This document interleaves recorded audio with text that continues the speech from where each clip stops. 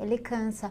Agora, doutor, o diabetes e essa relação, né, com a nutrição, ela até vez ou outra ela é falada, né? Mas se a gente for falar de infarto, de acidente vascular cerebral, o senhor tem uma avaliação de que todas as doenças têm um componente nutricional, é isso, doutor? Não existe adoecimento sem desnutrição.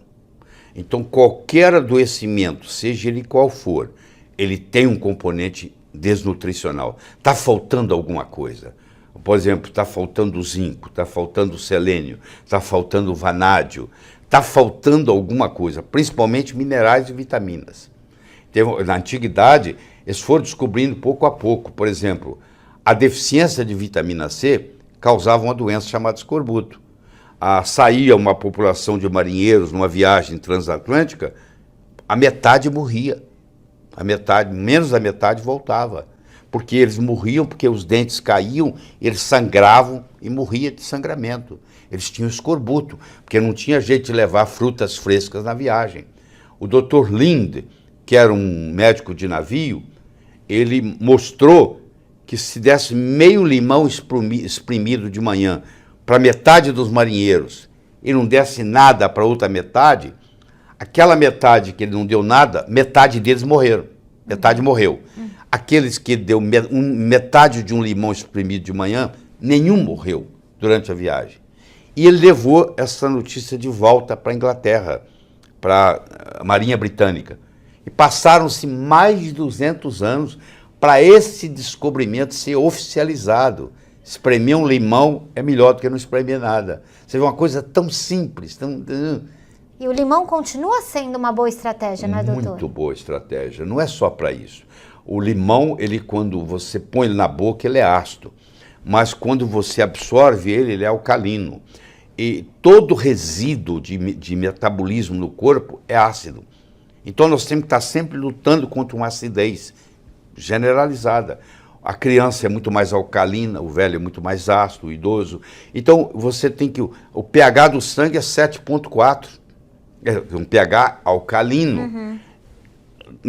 Teoricamente, a célula devia ter um pH de 7,4, mas infelizmente não tem, porque ela tem que abastecer o pH do sangue, que tem que ficar entre 7,35 e 7,45. Se ele ficar abaixo de 6,8 ou acima de 8, o paciente morre. Então ele tem que fazer esse equilíbrio e puxa isso dos tecidos. Então hoje nós vivemos num mar de acidez. Então tudo aquilo que você pode, alimento que você possa ingerir, que melhore a alcalinidade do corpo, é benéfico. Então um limão espremido como a primeira coisa da manhã, porque primeiro que você dormiu, você desidratou. Todo mundo acorda semi-desidratado. Então você toma um copo d'água pela manhã, fabuloso. Se você toma isso com um limão espremido, além de ajudar na sua parte digestiva, esse limão agora, que tem muitos minerais, esses minerais serão absorvidos e vai equilibrar a parte mineral e vai trazer uma certa alcalinidade. Então não é só pela vitamina C não, que também existe. Mas como o ser humano, e não é tem outros animais também, mas não vamos entrar em detalhe aqui. Como o ser humano não produz vitamina C, se você não ingerir, você fica deficiente dela. Então, um dos fatores de risco para o infarto do miocárdio é deficiência de vitamina C.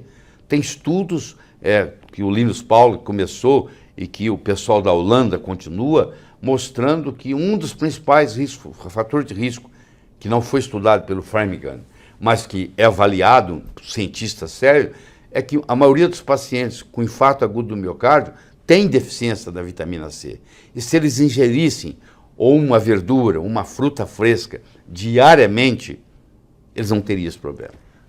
O limão, então, poderia ajudar as pessoas a se protegerem contra o infarto, também, correto? Sim. Perfeito, tudo bem. Mas eu tenho muita gastrite, porque aqui pessoas que reclamam de gastrite e refluxo é um monte. Eu tenho muita gastrite, muito refluxo, inclusive sou usuárias dos prazóis da vida, né? Então, não posso tomar limão, é isso?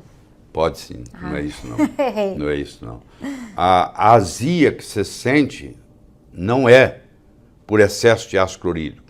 Ela é por falta de ácido clorídrico. Isso é um problema muito sério.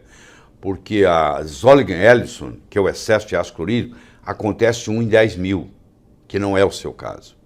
Se você tem um processo de azia pós-refeição, se você tem uma azia quando você está dormindo, de manhã cedo acordando, com o estômago vazio, em jejum, é outra história. Mas se você tem a azia depois da refeição, isso está dizendo para o médico que você tem deficiência de ácido clorídrico. Aliás, todo mundo com mais de 40 anos tem uma gastrite atrófica assintomática. Ou seja, todos nós, à medida que vamos envelhecendo, nós vamos diminuindo a quantidade de ácido clorídrico que nós produzimos. Com a diminuição da produção do ácido clorídrico no estômago, o pH do estômago, que devia estar em torno de 1,8, sobe. O subir do pH no estômago fecha o esfíncter pilórico, porque ele é pH dependente, e abre o esfíncter inferior do esôfago, que também é pH dependente. Então há um refluxo. Só que o refluxo é de um estômago que tem um pH de 3, 4 para um esôfago que tem um pH de 7. Então, quando esse 3, 4 cai lá no esôfago, há uma irritação e você sente azia. E você pensa que você está tendo ácido demais. Você está tendo ácido de menos. Então, o omeprazol da vida, todos os prazóis da vida, eles anestesiam o esôfago. Então, a sintomatologia melhora, mas a doença continua. Se não tivesse efeito colateral, tudo bem, mas tem. Leva a câncer de esôfago, leva a perda da libido, leva a depressão. A pessoa que toma inibidores da bomba de próton, dos prazóis da vida, ela agora não digere proteína bem, porque o pepsinógeno não vira pepsina. Para o pepsinógeno virar pepsina, que é uma enzima que vai começar a triturar, a digerir proteína, é pH dependente. Então agora essas proteínas agora não podem ser absorvidas, porque elas não são quebradas em aminoácidos, e elas vão ser eliminadas nas fezes. Só que no caminho até as fezes, elas sofrem um processo de putrefação, e elas formam uma proteína chamada cadaverina. Então você vai ver que a pessoa que faz uso de omeprazol tem um cheiro muito forte nas fezes. Eu brinco que um tomador de omeprazol, quando vai ao banheiro, o vizinho fica sabendo, entendeu? Por causa disso aí. E começa a acontecer outro problema sério, que há uma desbiose. Muitos médicos não chegaram a entrar nessa fase ainda. A Organização Mundial de Saúde considera que nós, seres humanos, temos mais um órgão, que é virtual, mas que existe, que é a microbiota intestinal. Nós temos mais bactérias no intestino do que células no corpo. Nós temos 10 elevado a 13 células no corpo e temos 10 elevado a 14 bactérias no intestino. Então, nós temos mais células, mais bactérias no intestino do que células no corpo. E isso forma um órgão onde está 80% do nosso sistema imune. Então, quando você toma um inibidor de bomba de próton, que é os prazóis da vida, você também cria uma desbiose. E isso predispõe a uma coisa chamada hiperpermeabilidade intestinal. Essas proteínas que não foram quebradas, porque agora não tem pepsina para quebrá-las, elas são absorvidas. Elas caem na corrente sanguínea. E no momento que elas caem na corrente sanguínea, elas são consideradas corpo estranho. Então é formado um anticorpo contra elas. E por azar da pessoa, uma daquelas proteínas tem uma cadeia de aminoácidos, por exemplo, parecido com a da tireoide. Então, quando eu crio o anticorpo contra aquela proteína, eu estou criando um anticorpo contra a tireoide. E aí eu vou desenvolver a tiroidite de Hashimoto, que é uma doença autoimune, que foi causada por uma desbiose, que pode ter começado com o prazol da vida. E você aí fica recebendo, né? Fica achando que o remédio, o omeprazol, pode te proteger e, na verdade, tem pouca oportunidade de saber que um limão pode te ajudar. Se eu for olhar na bula do omeprazol, lá está dizendo que não pode passar de 3, 4 semanas. Eu encontro gente tomando há 5 anos. E está todo envelhecido, todo doente e não sabe que aquilo está prejudicando. E como muitas vezes o médico não tem ideia dos prejuízos, aí coloca tudo, a cereja do bolo é o prazol da vida. Isso. É um problema sério. Mas nós estamos aqui para discutir isso.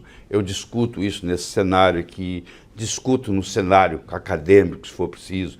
A literatura está cheia de trabalhos, porque geralmente tem um jargão médico que diz assim, isso não é científico. É melhor você ir fazer seu dever de casa. Porque se você entrar no PubMed, se você entrar no Google Acadêmico e digitar entre aspas, porque tem que ser entre aspas, o que você está procurando, você vai encontrar muito, mas muito, mas muito.